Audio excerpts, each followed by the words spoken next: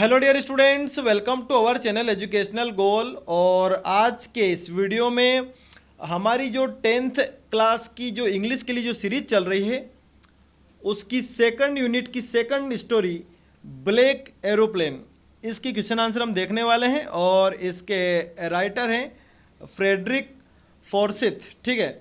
और आपको इस बारे में पता है कि लेखक अपने प्राइवेट प्लेन से अपने घर की ओर यानी कि फ्रांस से इंग्लैंड जा रहे हैं और अचानक से बादल आ जाते हैं, तूफ़ानी बादल आ जाते हैं। और वो चूँकि उनको अपने परिवार से मिलना है वो डिसीजन लेते हैं कि वो इसी तूफ़ानी बादल में से होकर के गुजरेंगे, वो अपने प्लेन को वापस फ्रांस नहीं ले जाएंगे। और उसके बाद जब वो जैसे ही उस तूफ़ानी बादलों में अपने प्लेन को ले जाते हैं तो सब कुछ काला हो जाता है और उनके सारे जो इंस्ट्रूमेंट्स होते हैं वो काम करना बंद कर देते हैं। फिर अचानक से एक ब्लैक एरोप्लेन दिखाई देता है और जिसके पंखों पर लाइट नहीं होती है और उसका जो पायलट होता है वो हमारे नरेटर को रास्ता दिखाता है और उनकी सेफ लैंडिंग करवाता है, ठीक है। और बाद में जब वो उनकी लैंडिंग हो जाती है तो लेखक उनसे मिलना चाहता है उस ब्लैक एरोप्लेन के पायलट से, लेकिन पता चलता है कि उनके विमान के अलावा उस रात को दूसरा कोई विमान नहीं उड़ रहा था, ठीक है। तो उसी ब्लैक एरोप्लेन के हम क्वेश्चन आंसर देखेंगे। तो देखिए पहला क्वेश्चन क्या है, I will take the risk, what is the risk, why does the narrator take it. मैं रिस्क लूँगा, वो रिस्क क्या है और जो कहानी करता है वो रिस्क क्यों लेता है। तो देखिए रिस्क ये है कि जब कहानीकर्ता ने देख लिया कि सामने जो बादल हैं वो तूफान वाले हैं, तो कहानीकर्ता निर्णय लेता है कि मैं इन तूफान के बादलों से ही प्लेन को ले जाऊंगा और अपने घर यानी कि इंग्लैंड पहुंचूंगा। तो यही रिस्क है। तो देखते हैं जरा। The narrator took the risk of flying his plane into the storm, कि कहानीकर्ता ने रिस्क ली कि वो अपने प्लेन को उस तूफान में से उड़ा करके ले जाएंगे। ही टुक द रिस्क, वो उन्होंने रिस्क ली क्योंकि because he wanted to reach his home, वो अपने घर पहुंचना चाहते थे एंड मीट हिज फैमिली, और अपने परिवार से लेखक मिलना चाहता था, ठीक है। अब देखिए अगला क्वेश्चन क्या है, बहुत ही इंपॉर्टेंट क्वेश्चन है और 3 अंक में इसको पूछा जाता है। क्वेश्चन है describe the narrator's experience as he flew the aeroplane into the storm, कि कहानीकर्ता का अनुभव का वर्णन करिए जब उन्होंने अपने प्लेन को तूफान में उड़ाया, ठीक है।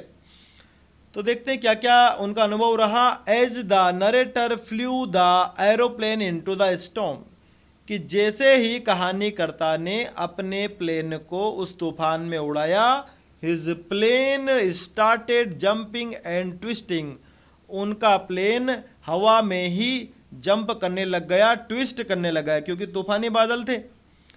ही could not see anything outside the plane, और अपने प्लेन के बाहर वो कुछ भी नहीं देख सकते थे, बिकॉज इट वॉज ब्लैक, क्योंकि हर चीज काली थी।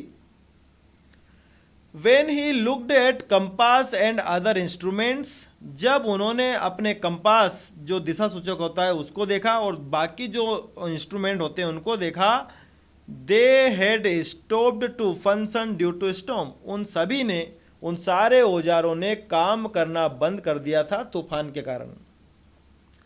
The fuel tank was almost empty, जो ईंधन का जो टैंक था उस लगभग समाप्त हो गया था।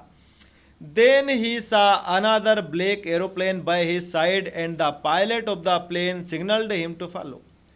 फिर तभी उन्होंने एक दूसरा काला एरोप्लेन देखा अपने साइड में और वो जो पायलट था उस प्लेन का, उसने सिग्नल किया कि उसका पीछा किया जाए। It was a surprise for the narrator as the other black plane was having no light. कहानीकर्ता के लिए आश्चर्य वाली बात थी कि जो दूसरा जो ब्लैक प्लेन था उसमें लाइट ही नहीं थी। He followed him without any choice and landed safely on the runway, तो फिर कहानीकर्ता ने भी बगैर किसी चॉइस के उसको फॉलो किया और सुरक्षित रूप से उसने अपने विमान को लैंड करवाया, ठीक है, वो उतर गया, ठीक है। यानी कि वो आराम से एयरपोर्ट पर पहुंच गया। तो ये उनका अनुभव रहा। ठीक है, अब आगे देखते हैं अगला क्वेश्चन क्या है हमारा। Y does the narrator say I landed and was not sorry to walk away from the old Dakota. कि कहानीकर्ता ऐसा क्यों कहता है कि मुझे मेरे उस पुराने विमान से दूर जाने का दुख नहीं था। तो देखिए जरा, after landing the narrator was not sorry to walk away from the old Dakota because he had a horrific and scary experience flying that plane. कि लैंडिंग के बाद नरेटर को कोई दुख नहीं था अपने विमान से दूर जाने का, क्योंकि उस प्लेन के साथ उनका एक भयानक और डरावना अनुभव रहा था। He was happy that he had landed the plane safely. वो इस बात से ही खुश थे कि कम से कम उन्होंने अपने विमान को सुरक्षित लैंड तो करवा दिया। That is why he was not sorry to walk away, इसीलिए उन्हें दूर जाने का कोई दुख नहीं था। ठीक है, अब अगला क्वेश्चन फिर से इंपॉर्टेंट है कि what made the women in the control centre look at the narrator strangely. कि जो महिला कंट्रोल सेंटर पर बैठी हुई थी वो किस कारण से कहानीकर्ता को आश्चर्य से उस महिला ने देखा। तो देखिए जरा, the women in the control centre looked at the narrator strangely because the narrator asked her about the black aeroplane.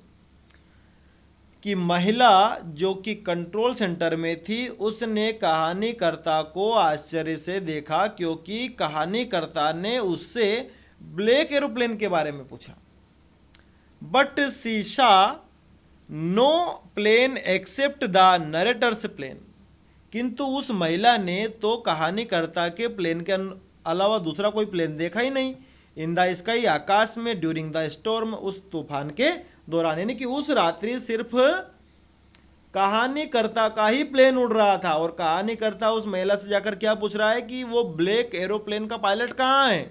ठीक है, even the radar showed only the narrator's plane in the sky at night. और तो और जो radar होती है वहां पर भी सिर्फ कहानीकर्ता का ही प्लेन आकाश में दिखाया जा रहा था। ठीक है, अब अगला जो प्रश्न है वो क्या है देखिए जरा।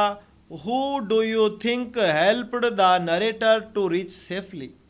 Discuss this among yourself and give reasons for your answer. कि आपके अनुसार जो कहानी करता है उसकी मदद किसने करी। ठीक है, अपने स्वयं से इसका आंसर आपको देना है। तो देखिए जरा, it is very difficult to say about the unknown pilot who helped the narrator.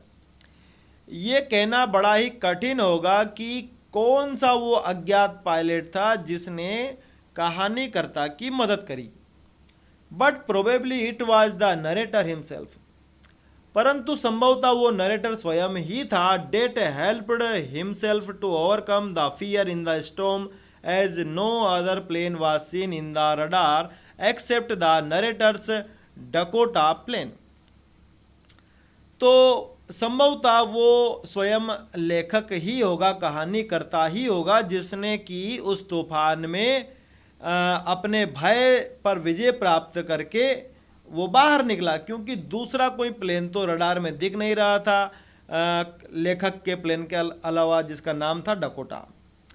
In that fearsome situation, और इस डरावनी परिस्थिति में he might have been hallucinating.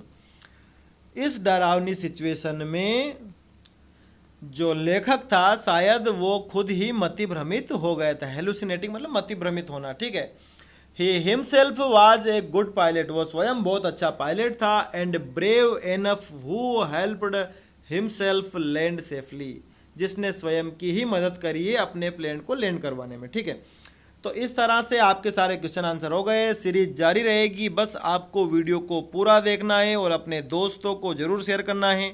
और जिन्होंने अभी तक भी चैनल को सब्सक्राइब नहीं किया है, सब्सक्राइब जरूर करें। Thanks for watching this video.